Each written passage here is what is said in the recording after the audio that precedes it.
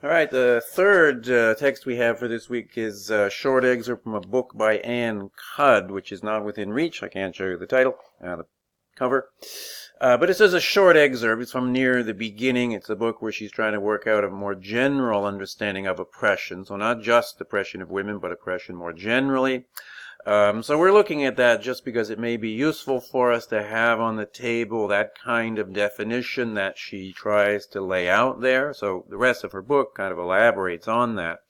But there were those four conditions, right? So she talked about the harm condition, there's the social group condition, the privilege condition, and the fourth is a condition concerning coercion. Now she notes, you may see this, she refers to Fry, in fact, and she says, most of this is implicit in what Fry says, except for that fourth condition, the coercion one. So she feels that she needs to kind of emphasize that, which is fine.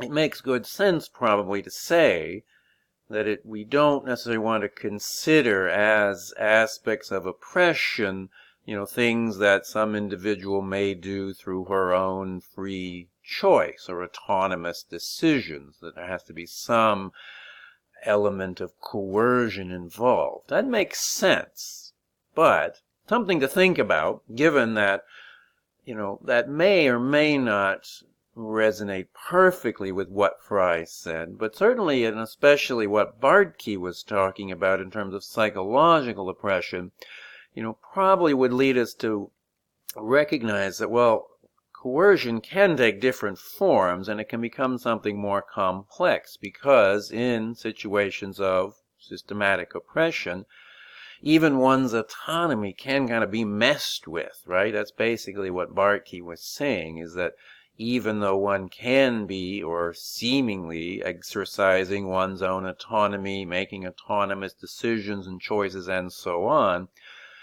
because of one's sense of identity and how gender norms and expectations can be woven into that, those choices and decisions themselves could actually be somehow complicit or implicated in the oppressive situation itself.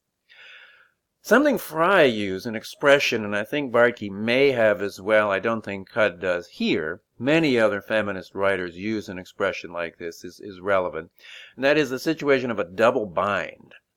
Right? A double bind is kind of a situation where you're damned if you do or you're damned if you don't, that somehow or other there's just no ideal way out. Right? You can either, for keeping on the theme of autonomy, you can either sort of pursue that in a predominant sense, pursue autonomy, even though this is kind of contrary to many other aspects of one's own identity, and as much as that has been constructed along gender lines, and that can be experienced very negatively.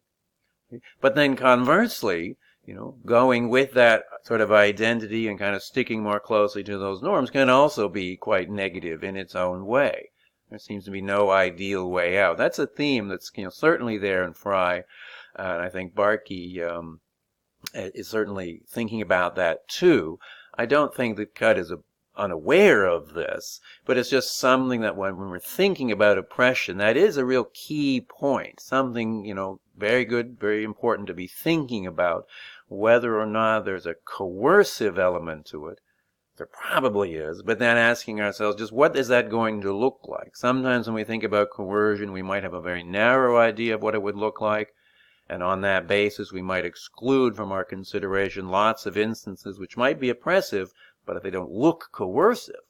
Whereas what might be very interesting, and as I said with Bartke, especially in contexts such as our own, where there are many people always around who want to say that more or less equality has been achieved and so on and so on, we might think that there might be ways in which much more subtle forms of coercion could nonetheless be operating through what are otherwise seem to be free and autonomous decisions that could actually be kind of perpetuating a system of inequality. So something to be thinking about.